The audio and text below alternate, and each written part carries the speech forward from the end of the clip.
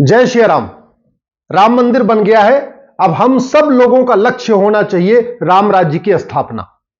और राम राज्य का क्या मतलब है? धर्म की जय हो, अधर्म का नाश हो, प्राणियों में सद्भावना हो, विश्व का कल्याण हो। लेकिन ये जो राम राज्य है ना, ये गांधीवाद की बात करने से, अंबेडकरवाद की बात करने से, पेरियारवाद की बात करने से, नेहरूवाद की बात करने से, साम्यवाद की बात करने से या राष्ट्रवाद की बात करने से, उससे राम राज्य नहीं आएगा। ये नेताओं के भाषण से राम राज्य नहीं आएगा, कलाकारों की फिल्म बनाने से राम राज्य नहीं आएगा, कथा करने से राम राज्य नहीं आएगा, केवल राम राज्य की बात करने से भी राम राज्य नहीं आएगा, बल्कि आज की डेट में राम राज्य स्थापित करने के लिए क्या करना होगा उस पर चर्चा करने से राम राज्य आएगा। मेरा यह मानना है राम राज्य संभव है, राम राज्य स्थापित किया जा सकता है, और वो भी मात्र 1 साल में करना है। केवल गुलामी का नाम हटाना है, गुलामी का निशान हटाना है, गुलामी की कुरीतियों को खत्म करना है, गुलामी की कुप्रथाओं को खत्म करना है, गुलामी की पुलिस व्यवस्था को बदलना है, गुलामी की शिक्षा व्यवस्था को बदलना है, गुलामी की चिकित्सा व्यवस्था को बदलना है, गुलामी की पुलिस व्यवस्था को बदलना है, गुलामी की न्यायिक व्यवस्था को बदलना है, गुलामी की प्रशासनिक व्यवस्था को बदलना है, गुलामी के टैक्स सिस्टम को बदलना है। जब तक ये गुलामी की जब कुरीतियां, कुप्रथाएं और गुलामी की व्यवस्था चल रही है ना, तब तक राम राज्य नहीं आ सकता। राम राज्य स्थापित करने के लिए 1950 से पहले बने सभी कानूनों को खत्म करना पड़ेगा, 100% कानूनों को, और 1950 के बाद भी लगभग 50 कानून बने हैं, उनको भी खत्म करना पड़ेगा। उसमें नेहरू जी ने कानून बनाया, इंदिरा जी ने कानून बनाया, राजीव गांधी ने कानून बनाया, नरसिम्हा राव ने कानून बनाया, मनमोहन सिंह ने कानून बनाया। ऐसे 50 कानून बनाए कांग्रेस ने, उनको खत्म किए बिना राम राज्य नहीं आ सकता। पुलिस रिफॉर्म के बिना राम राज्य नहीं आ सकता, जुडिशियल रिफॉर्म के बिना राम राज्य नहीं आ सकता, टैक्स रिफॉर्म के बिना राम राज्य नहीं आ सकता, एडमिनिस्ट्रेटिव रिफॉर्म के बिना राम राज्य नहीं आ सकता। और मैंने पहले कहा, राम राज्य का मतलब है धर्म की जय हो, अधर्म का नाश हो, प्राणियों में सद्भावना हो, विश्व का कल्याण हो। इसमें जो सबसे इंपॉर्टेंट है वो अधर्म का नाश है। अधर्म का नाश किए बिना धर्म की जय नहीं हो सकती, अधर्म का नाश किए बिना प्राणियों में सद्भावना नहीं हो सकती, अधर्म का नाश किए बिना विश्व का कल्याण नहीं हो सकता। इसका मतलब जो सबसे इंपॉर्टेंट क्या हो गया? अधर्म का नाश। और मैं कह रहा हूं अधर्म का नाश 1 साल में किया जा सकता है। कठोर दंड व्यवस्था लागू करिए और जस्टिस विद इन ईयर लागू करिए।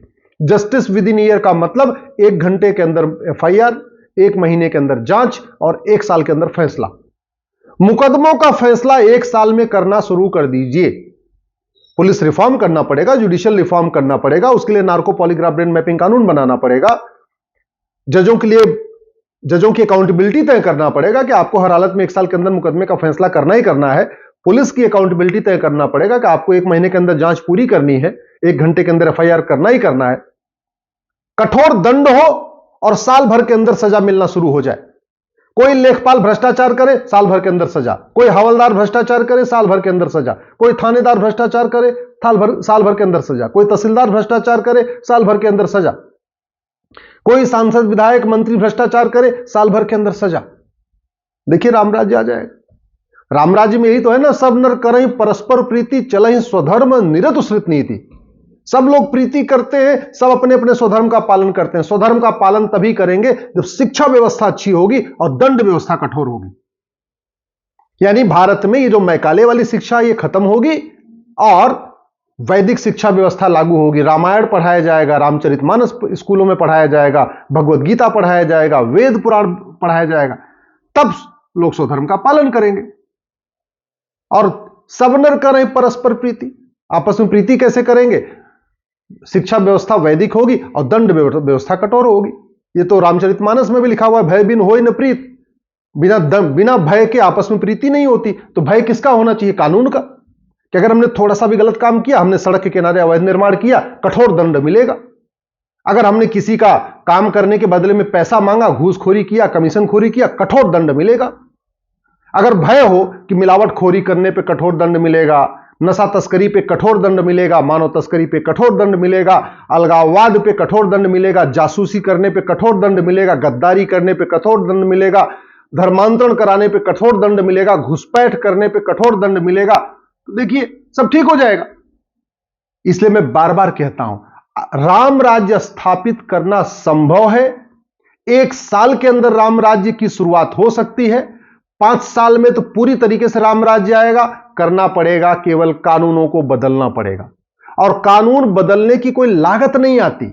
सड़क बनाने की लागत है, स्कूल बनाने की लागत है, ये राफेल खरीदने की लागत है, हाईवे बनाने की लागत है, अग्नि मिसाइल, ब्रह्मोस मिसाइल की लागत है, चंद्रयान, अग्नि और मंगलयान, सूर्ययान बनाने की लागत है, आदित्ययान की लागत है।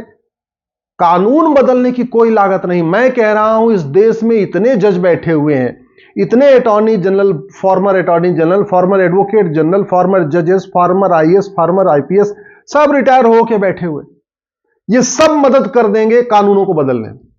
1700 लॉ कॉलेज है, हर लॉ कॉलेज 1 साल में एक कानून का सर्वोत्तम ड्राफ्ट बनाए।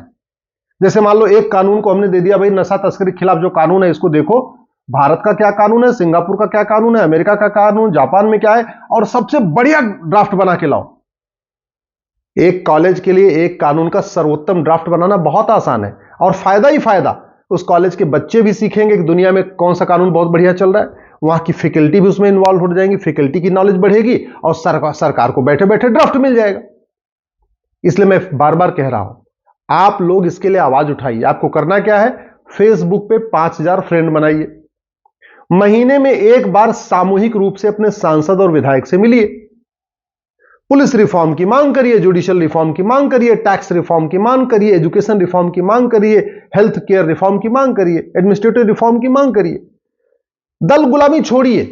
दल गुलामी करेंगे तो कुछ नहीं मिलेगा। याद रखिए, डेमोग्राफी तेजी से बदल रही है। 9 राज्यों की डेमोग्राफी बदल चुकी है, 200 जिलों की डेमोग्राफी बदल चुकी है, 900 तहसीलों की डेमोग्राफी बदल चुकी है। और ये जो डेमोग्राफी बदल रही है ना, इसको कोई नेता, अभिनेता, लेखक, बुद्धिजीवी, पत्रकार, कलमकार, महामंडलेश्वर, आचार्य इसको रोक नहीं सकते। इसको कौन रोकेगा? धर्मांतरण के खिलाफ कठोर कानून, जनसंख्या नियंत्रण कानून और यूनिफॉर्म सिविल कोड। ये जो पत्थरबाजी बढ़ रही है, अराजकता बढ़ रही है, आपने देखा होगा जिस दिन भगवान राम की प्राण प्रतिष्ठा हो रही थी, उस दिन भी मुंबई में मीरा रोड में पत्थरबाजी हो रही थी। क्यों?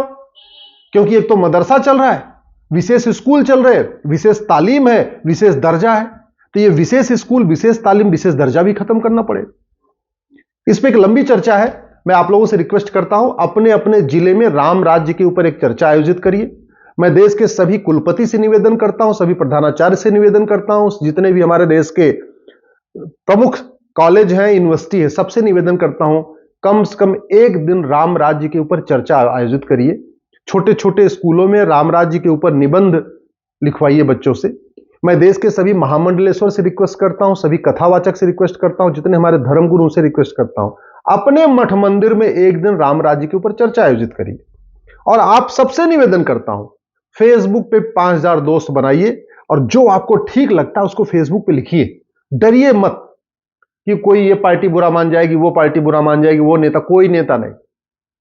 सही बात को लिखने की हैबिट करिए, सही सवाल पूछने की आदत डालिए, सांसदों से मिलकर सही सवाल पूछिए कि भैया ये बताओ, ये गुलामी का नाम कब खत्म होगा, गुलामी का निशान कब खत्म होगा, गुलामी की परंपराएं कब खत्म होगी, गुलामी की कुरीतियां कब खत्म होगी, गुलामी की कुप्रथाएं कब खत्म होगी, ये गुलामी की शिक्षा व्यवस्था कब बदलेगी, गुलामी की चिकित्सा व्यवस्था कब बदलेगी, गुलामी की पुलिस व्यवस्था कब बदलेगी, गुलामी की न्यायिक व्यवस्था कब बदलेगी, गुलामी की प्रशासनिक व्यवस्था कब बदलेगी, गुलामी की टैक्स व्यवस्था कब बदलेगी। पूछना शुरू करिए।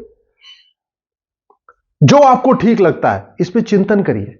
राम राज्य ऐसे नहीं आएगा, नेताओं के भाषण से बिल्कुल नहीं आएगा, फिल्म बनाने से बिल्कुल नहीं आएगा, कवियों के कविता पाठ करने से बिल्कुल नहीं आएगा, राम कथा, कृष्ण कथा करने से, भागवत कथा करने से भी राम राज्य नहीं आएगा। राम राज्य आएगा कानून बदलने से, इलेक्शन रिफॉर्म करने से, पुलिस रिफॉर्म करने से, जुडिशियल रिफॉर्म करने से, टैक्स रिफॉर्म करने से। राम राज्य आएगा एडमिनिस्ट्रेटिव रिफॉर्म करने से।